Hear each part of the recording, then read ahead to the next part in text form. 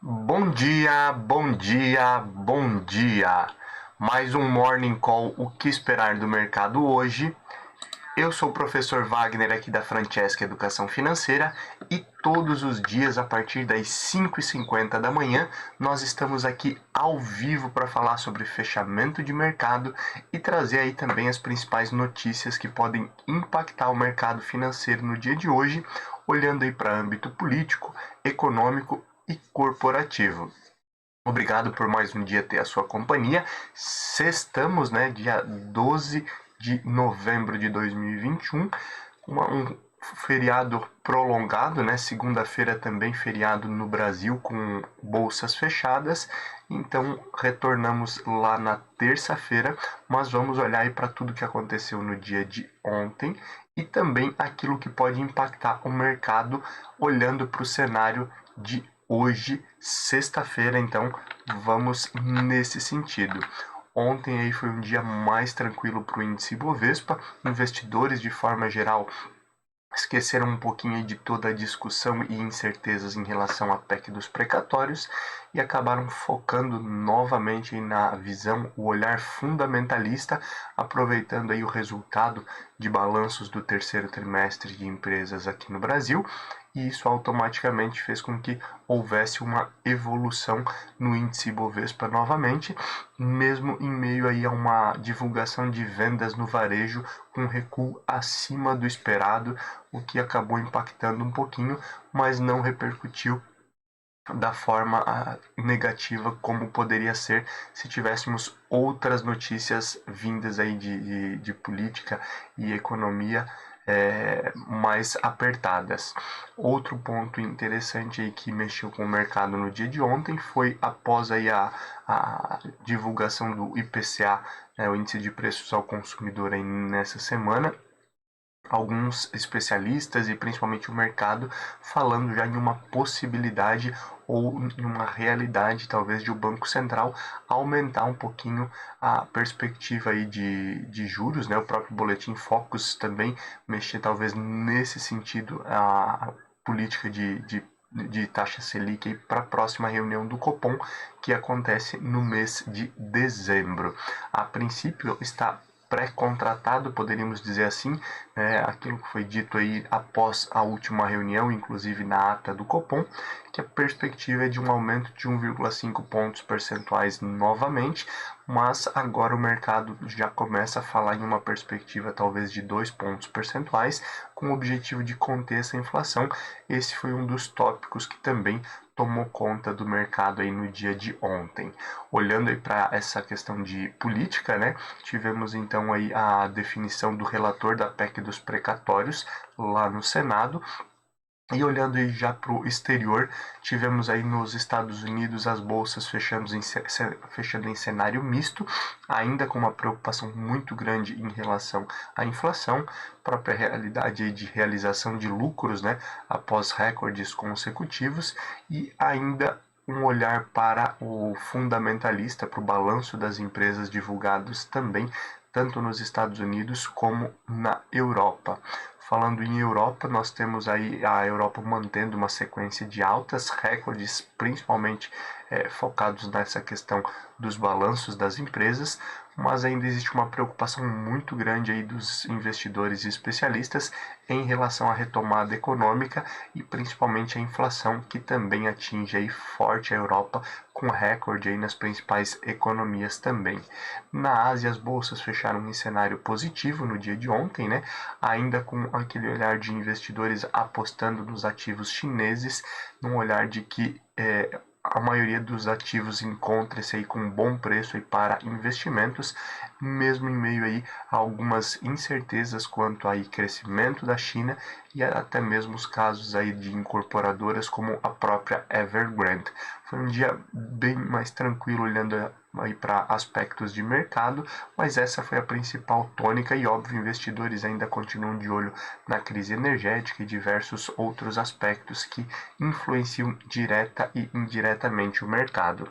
Vamos olhar para números aí de forma geral, que facilita aí esse nosso bate-papo, olhando aí para fechamento do índice Bovespa nós tivemos aí uma alta de 1,54%, aonde o índice voltou em 107.595 pontos.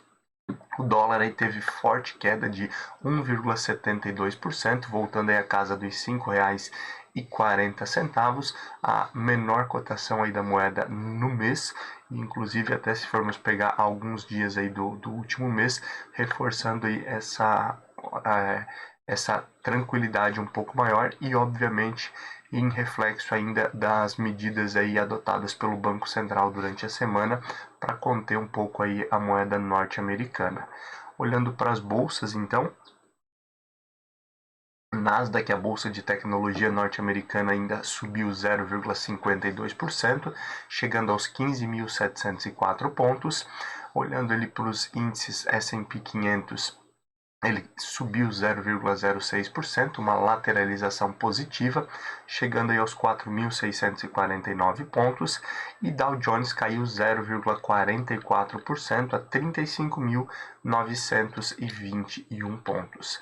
Olhando aí para a Europa, também tivemos o euro caindo forte no dia de ontem, praticamente 2%, 1,99% de queda, voltando aí à casa dos R$ 6,19. Nas bolsas tivemos então o DAX na Alemanha subindo 0,10, uma alta menor, mas se mantendo aí renovando máximas históricas, chegando aos 16.083 pontos. O CAC na França subiu 0,20 a 7.059 pontos e no Reino Unido a alta foi de 0,60 a 7.384 pontos. Fechamento de ontem, então, na Ásia, tivemos a China subindo 1,27% a 14.699 pontos e no Japão a alta de 0,59 a 29.227 pontos. Olhando para o cenário de cripto, né? Continuamos com uma oscilação maior aí nos criptoativos, como já falávamos essa semana, inclusive aí por conta de perspectivas de regulação do governo norte-americano, da SEC, né, que é basicamente a CVM lá nos Estados Unidos, querendo aí instituir algumas regulamentações em torno dos criptoativos. Vimos aí o Bitcoin cair 0,22%, enquanto o Ethereum seguiu um caminho contrário e subiu 1,92%, fechamento de ontem, então, no dia 11 dos criptoativos. Oscilação grande também no dia de ontem em relação a petróleo e principalmente petróleo futuro. Tivemos aí durante a semana uma queda mais acentuada no preço da commodity, né? Principalmente com expectativas aí em relação à reunião da OPEP na semana passada, que foi frustrada. Essa semana aí, redução no estoque de petróleo bruto lá nos Estados Unidos, mas com algumas perspectivas de mudança. O petróleo caiu forte durante alguns dias. Ontem ele recuperou em alguns momentos, voltou a ter queda e o fechamento ficou muito próximo do dia anterior, onde o Brent fechou a cotação para dezembro aí a $82,59 fechamento e o WTI a $81,36 o barril petróleo futuro. S&P 500 VIX, o famoso índice do medo, né, caiu ontem 5,71%. Tivemos aí uma alta no dia anterior do índice do medo. Ontem ele voltou a cair, chegar aos 17,66 pontos. Sempre lembrando aí que o índice VIX, ele mede a volatilidade, né, mede aí o receio, o risco do mercado de renda variável. Quanto maior essa pontuação, maior também automaticamente a volatilidade e o risco de você adentrar aí no mercado de renda variável. Ele voltando então a cair, mesmo em meio a algumas incertezas lá nos Estados Unidos, mas trazendo um pouco mais de tranquilidade então aos investidores. Metais futuro, ontem tivemos o ouro fechando a $1.863,20 a onça.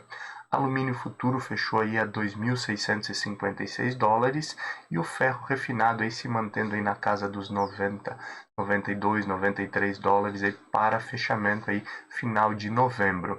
Ontem então fechou 93 dólares e 63 cents a tonelada, ainda oscilando bastante, né, como falamos sempre aqui, por conta aí da redução da atuação aí de siderúrgicas e principalmente a redução de importação de minério e de outros produtos aí da China, fizeram com que caísse bastante a cotação aí desde o meio do ano, mês de agosto em diante, onde tivemos uma forte queda da commodity.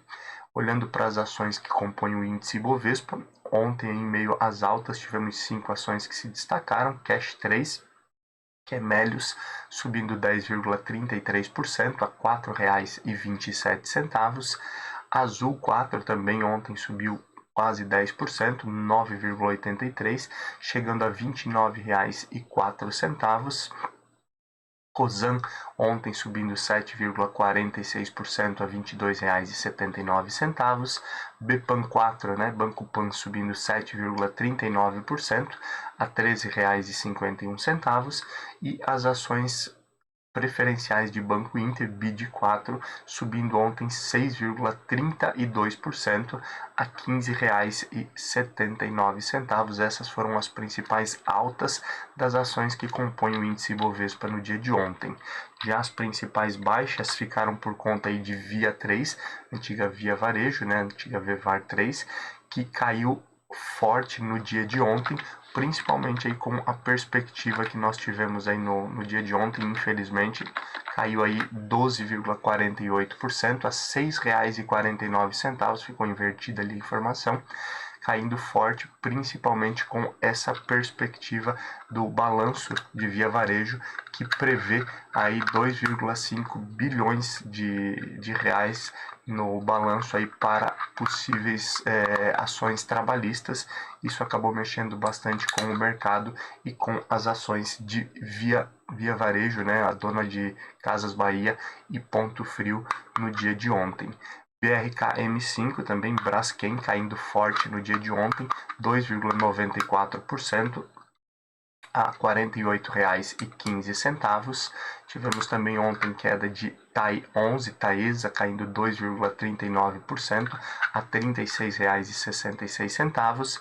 RADL3, Droga Raia, voltando a cair, figurando novamente aí entre as principais quedas da Bolsa Brasileira, fechando com queda de 2,38% a R$ 22,89. E BIF3, que é Minerva, também caindo 1,92% no dia de ontem, chegando aí aos R$ 9,79.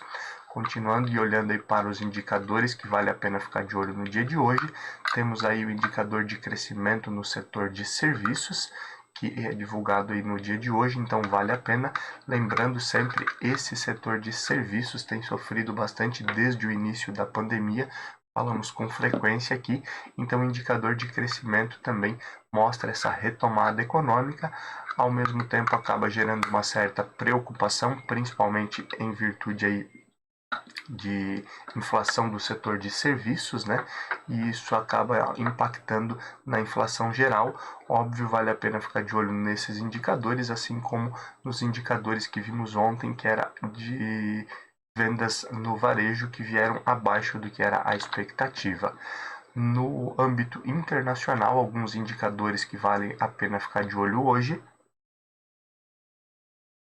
é a produção industrial lá na zona do euro, também mostrando essa perspectiva de retomada econômica em meio a toda essa incerteza e risco de estagflação. Relatório e projeções aí do Banco Central Europeu também. E temos aí oferta de empregos nos Estados Unidos, também aí que acaba baseando muito da economia e das definições do Federal Reserve, o Banco Central norte-americano. Finalizamos aí também com o discurso aí de membros do FOMC, que é basicamente o Copom lá dos Estados Unidos, e também pode dar pistas aí sobre os próximos passos, né? E a continuidade, e a partir do final desse mês já temos aí a redução dos estímulos econômicos, com a redução aí em 15 bilhões de dólares da compra de títulos. Então os discursos de membros do FOMC também podem dar um norte em relação aos próximos passos do Federal Reserve. Continuando e olhando um pouquinho aí para aquilo que pode impactar o dia de hoje em relação à política, o presidente Jair Bolsonaro aí disse que deve conseguir a prorrogação da desoneração da folha de pagamentos aí por 2 anos, né? Essa semana aí já falávamos da votação que deve acontecer e a perspectiva do governo então é conseguir essa aprovação aí para prorrogar essa desoneração por pelo menos 2 anos. A desoneração a princípio aí ela vai até o mês de janeiro de 2022 e necessitaria aí ser prorrogada aí para que pudesse continuar beneficiando aí diversas empresas e gerando mais emprego e renda. O atrito entre os poderes, que nós já falamos aqui diversas vezes, está cada vez mais próximo, mais à vista, literalmente, onde o governo e alguns parlamentares, a base aliada, principalmente articulam aí uma reação em relação à decisão do STF de suspender as emendas de relator. Então, só relembrando, a ministra Rosa Weber suspendeu, posteriormente aí foi inclusive votado aí pela bancada, onde também houve uma vitória para a suspensão e agora planeja-se o STF aí votar em detalhes para ver se mantém essa suspensão, mas principalmente com o olhar de pedir mais transparência a essas emendas de relator e nesse meio tempo aí os parlamentares, própria base aliada do governo, planeja então uma articulação para reagir a tudo isso que tem acontecido. Podemos esperar aí em algum momento certo atrito e isso pode impactar o mercado como um todo. O Congresso aprovou ontem aí cerca de 18 bilhões de reais aí, né, do orçamento, realocar esse valor para que o Auxílio Brasil comece aí já esse ano, inclusive antes mesmo aí da votação da PEC dos precatórios no Senado, que teremos aí mais para frente, e a partir do dia 17 desse mês já começa aí a ser pago então o Auxílio Brasil, novo Bolsa Família, que após 17 anos aí foi extinto então, e agora temos o Auxílio Brasil que começa aí com essa mudança também e o Congresso aprovando esses 18 bilhões de reais aproximadamente aí sendo realocado para essa finalidade. E olhando aí para essa perspectiva de PEC dos precatórios, né, que deve ser votado lá na semana do dia 24, o governo também já começa a trabalhar nos bastidores na atuação de articulação juntamente com a base aliada, visto que a perspectiva é de que a PEC tenha um resultado bem apertado no Senado, com alguns partidos não definindo uma votação específica e deixando aí a cargo de cada parlamentar, e muitos detalhes aí da oposição que também podem impactar essa votação. Então devemos ter bastante articulação nos bastidores, apesar de um certo silêncio aí até a semana do dia 24 em relação à PEC dos precatórios e tudo isso podendo movimentar o mercado. Olhando um pouquinho para o cenário econômico, tivemos aí na China, né, a crise da Evergrande, né, que falamos aí durante algumas semanas, outras incorporadoras que também seguiram o mesmo caminho aí e estavam com risco aí de dar o calote, né, no pagamento de juros sobre alguns títulos, e isso gera aí na China principalmente um custo de captação maior pelas incorporadoras.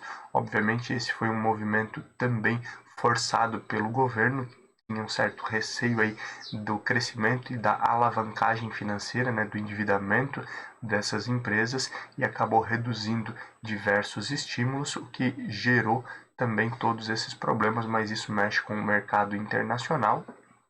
E sempre lembrando, né, o que acontece às vezes na China ou em qualquer lugar do mundo pode afetar toda a economia e vivemos então esse momento aí com um custo maior de captação aí para as incorporadoras chinesas.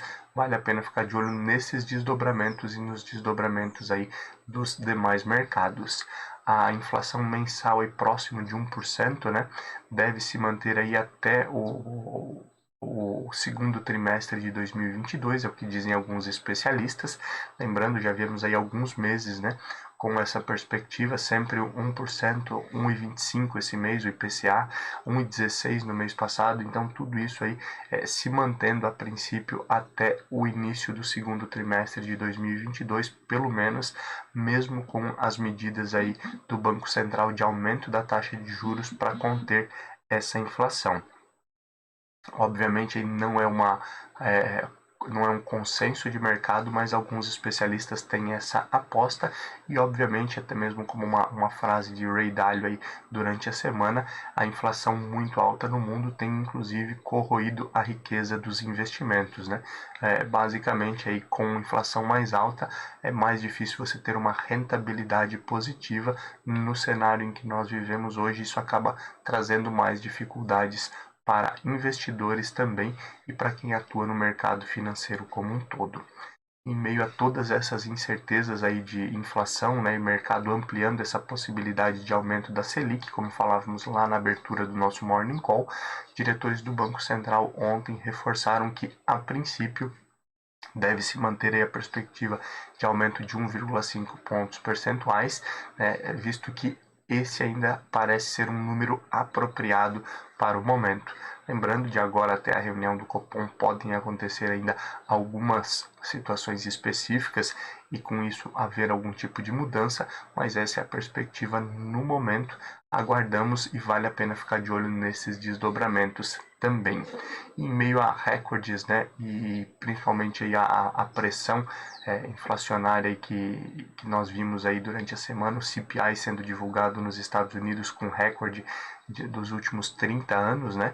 Um ex-dirigente do Federal Reserve, o Banco Central norte-americano, traz aí a perspectiva, o olhar e a pergunta de que até quando a inflação realmente é transitória nos Estados Unidos, algo que é defendido pelo presidente Joe Biden e principalmente pelo Jerome Powell, presidente do Banco Central norte-americano. Isso gera, obviamente, algumas incertezas para o mercado, principalmente nesse momento com recordes aí, não só nos Estados Unidos, como também temos essa realidade na Europa e diversos outros países. Continuando aqui, olhando um pouquinho para cenário corporativo, falando em incorporadoras também, né? Não as incorporadoras chinesas, mas incorporadoras aqui no Brasil, reforçam que existe uma grande possibilidade de acelerar os lançamentos aí no ano de 2022, mas o cenário econômico é que vai mandar no ritmo desses lançamentos, devido aí às incertezas, ainda é um limitante aí o cenário econômico em relação aos lançamentos aí das incorporadoras brasileiras para 2022. Vale a pena ficar de olho então nesses desdobramentos e também no setor. As varejistas, né, têm sofrido bastante, inclusive essa semana tivemos divulgação aí, como falamos, do balanço de algumas delas, como o caso de Via Varejo, Via, né, não mais Via Varejo.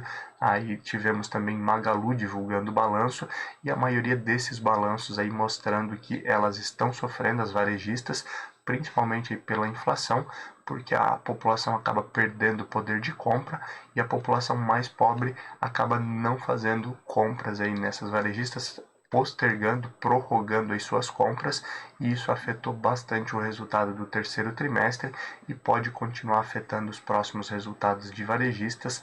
Óbvio, cada uma delas aí tenta encontrar alguns caminhos específicos para driblar essa situação e melhorar todo esse cenário, né? Lembrando aí principalmente a questão de frete e a questão logística que elas têm tentado melhorar como um todo para atender melhor o consumidor e abranger um pouco mais de produtos, o próprio marketplace, e tivemos inclusive a volta em algumas das varejistas do famoso carnê, né, com parcelas aí a prazos mais longos para atender aí a população como um todo e tentar desmistificar esse momento aí de inflação mais alta e perda do poder de compra, mas vale a pena então ficar de olho nos desdobramentos desse setor também.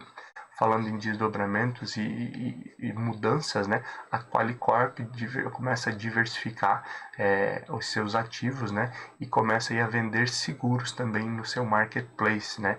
E é interessante que nós temos alguns movimentos, principalmente o movimento do Open Banking, que avança nas suas fases e que irá permitir que empresas de diversos setores possam ofertar aí não só seguros, mas até mesmo produtos financeiros, e essa é uma mudança interessante, então vale a pena ficar de olho nesse desdobramento de Qualicorp e de outras empresas que em breve com o Open Banking também podem atuar nesse sentido.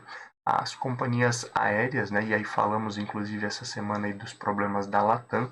Reforçamos aí que a Azul, né, já vem há algum tempo tentando comprar aí a operação da Latam no Brasil, na América Latina ou até mesmo no mundo inteiro e depois aí dividir isso com outras empresas. Ainda podemos ter desdobramentos nesse sentido, mas é interessante olhar que as companhias aéreas têm sido extremamente afetadas aí pelo dólar mais alto, e isso afeta bastante aí, principalmente pelos custos de insumos, né? E também pelo petróleo, que também é afetado pelo dólar, obviamente, mas o preço mais alto do petróleo também tem acabado com margem aí das companhias aéreas em geral, e obviamente no momento de pandemia isso aí só acelerou ainda mais algumas perdas dessas companhias aéreas. Hoje um dia mais tranquilo em relação a movimentos que podem acontecer no mercado financeiro, mas olhamos também para a divulgação de balanços aí do terceiro trimestre, né? Hoje temos aí balanços de AgroGalaxy, que divulga seu resultado do terceiro trimestre, CCR, Paranapanema, Springs, TC, Celesc, Cogna, Cosan, CVC, Enjoei, Cora Saúde, Lelis Blanc, Metal Frio, Priner, Saraiva e Ser Educacional divulgam seus balanços no dia de hoje. Isso também pode mexer com o mercado, assim como vimos em outros momentos, e obviamente vale a pena ficar de olho nesses desdobramentos em tudo isso que acontece. Como eu disse, hoje um dia mais tranquilo inicialmente para o mercado. Já temos aí bolsas fechadas na Ásia, né? São 6h16 da manhã. Na Ásia, nós tivemos aí o fechamento das principais bolsas, com a China lateralizando, subindo 0,04% a 14.705 pontos. Olhando ainda para o mercado asiático, né, a bolsa Nikkei no Japão também já está fechada aí desde as 3 horas da manhã, e nós temos aí bolsa Nikkei recuperando aí boa parte das perdas aí, com um cenário mais positivo e divulgação também de balanços de empresas listadas na bolsa que vieram mais forte, e a Nikkei sobe então 1,13% a 29.609 pontos.